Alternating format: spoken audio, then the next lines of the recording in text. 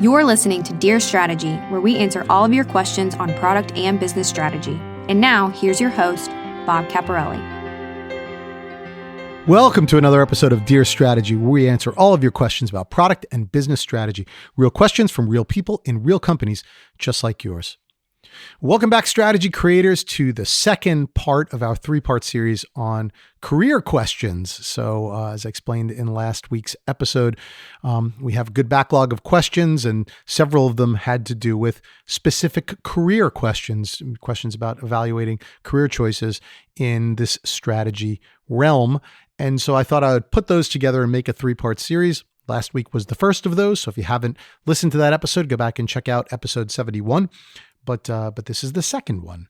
So before we get to that, again, a quick shout out for the company that I work for, the company that sponsors this show, the company that I founded as well, Strategy Generation Company.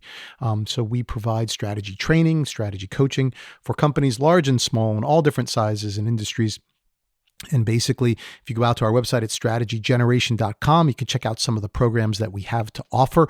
Mostly, we're focusing on product and business and marketing teams inside of companies. So if you have one of those teams, you want to get them trained up on strategies.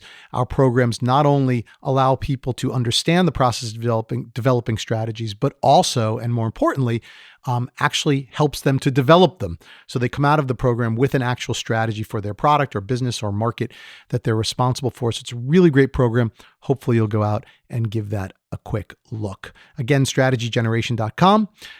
But on to the show. So the free resource, which is what I'm happy to provide here.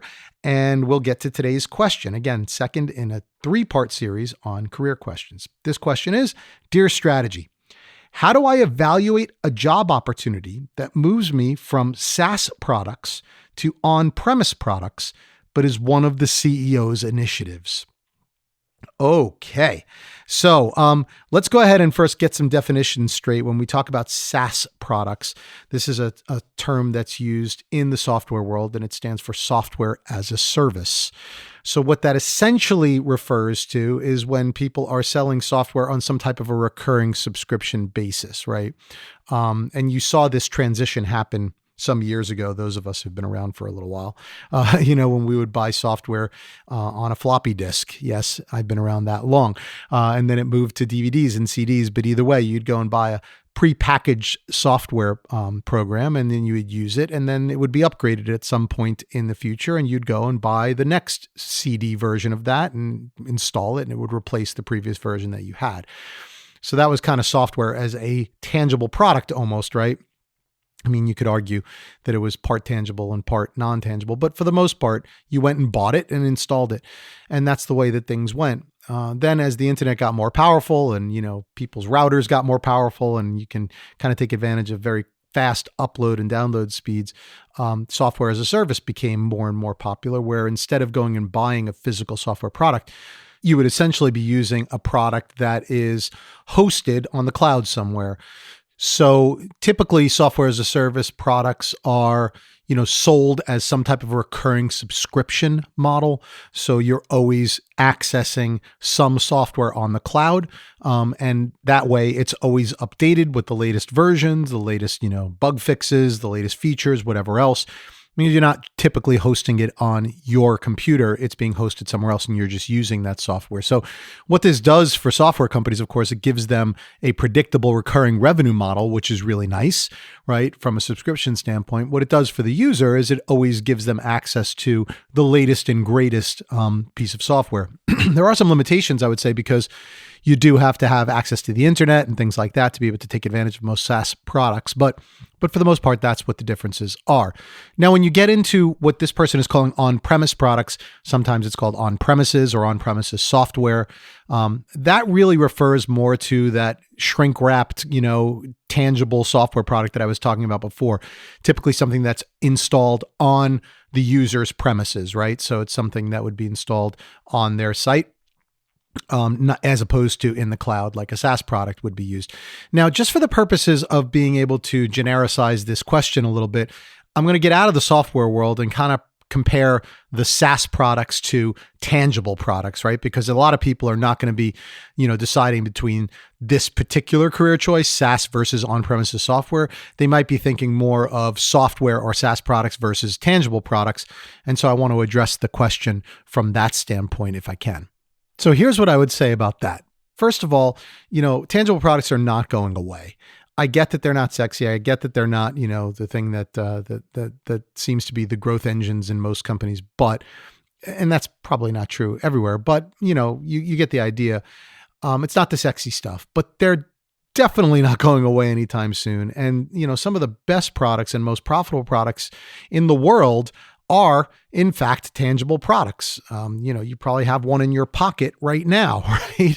And use it probably 2 million times a day. But the point of the matter is that tangible products can be very, very profitable. Now, it's harder to make them profitable. I'll give you that, right? It's definitely not something that is easy to make profitable, but there's a lot of sexiness that can be involved in tangible products as well. The other thing is that, I would expect that the expertise for tangible products may be the thing that's going to be in demand in the future at some point. This is kind of a little bit of a prediction on my side, but everybody seems to be talking about software. Everybody's talking about technology. That's where people are going, in school, right? That's what they're trying to become developers and programmers, and everybody wants to work for the Facebooks and the Googles and the LinkedIns and, the big technology companies, the Amazons. Right. So, if that's the big trend and that's where everybody's going and there's a huge demand for that, I get it. But how many people are actually studying, good old fashioned circuit design and good old fashioned engineering and good old fashioned mechanical and engineering and things of that nature? Probably not quite as many. I don't have any statistics on that. I probably should do some research on that. But, this is just my gut feeling at this point. But I would say that you might be able to carve out a pretty good niche for yourself if you become an expert in one of those tangible product areas. So I would definitely not count those careers out, right? Not by a long shot. But this is really how I would answer the question. It's very much a personal choice. And I get that might seem like a cop-out, but I always say go where your passion is, right? Go where your interest is. I have to tell you, I'm a tangible product guy. I am absolutely enamored with tangible products. Now, I love tangible products that have digital components to it. I'm a big music guy. Some of you who know me or know of my interests online. I'm a composer. I'm a musician. The book that I wrote on strategy, makes all of those correlations. But I also happen to be a synthesizer geek, right? I'm a music technology guy. I absolutely love all the latest keyboards and all the latest recording gear and all the latest microphones, all that stuff. I'm just absolutely love it. It's what I always wanted to do, as far as engineering goes. And I just think it's fantastic. Now, is there a software component for those things? Absolutely. Almost all of them have some software component to it. So it's really, really important as well. But my passion is around the tangible piece of it. And I have to tell you, if you have a passion in something, that's where you should be headed, right? That's where you should be going. So I wouldn't worry so much about if you think it's a dying industry or not, because tangible products are not a dying industry. What I would worry about is, where does your heart lie? If your heart is in SaaS products and software products, then by all means stay there, right? That's where you're going to be the most successful. If your heart is in something else or trying something else, then give the other thing a try. But with all of that said, I have to say that the biggest thing that concerns me about this question is that the CEO's preferences was brought into it. Now, I'm not going to negate that and say that that's an invalid criteria to use for making a job choice, because clearly people want to move ahead in their careers. Clearly what your leadership wants you to do is going to be important and an important aspect of that. And I've been faced with this in my career many times. In fact, I can name some very specific times where the CEO or, the general manager of whatever business I was in said, "This is what we want you to do." And I have refused no less than 3 jobs this way, by the way. Absolutely true stories. I'm not going to tell you all the details because I don't want to reveal all the intimate parts of it. But, these were situations where I was doing a job that I really loved. And the leadership said, "Hey, you're doing a great job here. We want you to go and take that to another business." And it was a business that I wasn't passionate about, frankly. And And in each one of those cases, I refused the job. And the reason I refused the job was not because, the CEO told me to do it or not do it or whatever else. It was really more around my passion. If I didn't think that it was something I wanted to do or something I could be passionate about, I don't care if the CEO wanted me to do it or not. I didn't think I'd be successful at it. Right. And so that's something that was always very important to me, is like, in order for me to be successful at a job, I feel like I have to love that job. I have to want to do that job. If I'm not passionate about it, I'm probably not going to do well. So yeah, short term, it seems like the right move because the CEO told me to do it. So I better go do what that person says. But at the end of the day, if I'm not going to be passionate about it, I'm probably not going to succeed. And it's going to do me more harm than good.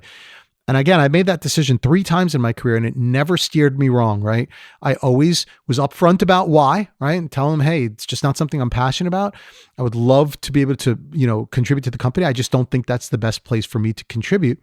And I continued doing what I was doing and then was inevitably offered something else that I was truly passionate about and that I did excel in and I did succeed in. And I had a lot of success in my career as a result of that. So I would say out of everything in this question, that's the one that I would put the least weight on. Just because the CEO wants you to do it doesn't necessarily mean that it's the right move for you. Now, again, I'm not going to give you career advice specifically that, you should take to the bank, right? Everyone's situation is different and everyone has to evaluate their situation based on their own personal preferences. The only thing that I would encourage you is don't use that as the main criteria or the only criteria. Think about it as a big picture, right? Think about where the world is going. Yes. Think about what the CEO wants you to do. Yes.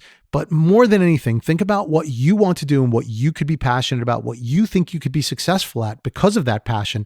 To me, that's going to be the number one driver that's going to cause you to have success or not in the future part of your career. So I know that's a lot to take in. I hope that's a helpful answer to everybody out here who might be considering similar type of job moves. Again, if you have any questions that you want to be asked on the show, please go ahead and go to our website at dearstrategy.com or dearstrategy.net. They both go to the same place. You can go and click on the Ask a Question link and it'll take you to the contact form where you could ask a question to be featured on the show. Also, don't forget to subscribe to the show. That helps other people to find us so we can get this information out to as many people as possible. So we hope that you'll help us spread the word on that.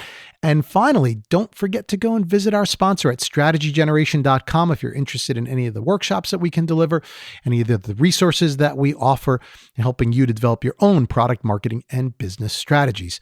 So while you're doing all of that, don't forget to make time for the plan. And also don't forget to join us back here on the next episode where we're going to feature the 3rd question in our 3-part series on career questions. So you don't want to miss that. In the meantime, thank you for joining and we'll see you back here next week. Thank you for listening to Dear Strategy with Bob Caparelli. To learn more or to submit a question to be featured on our show, please visit us at dearstrategy.net.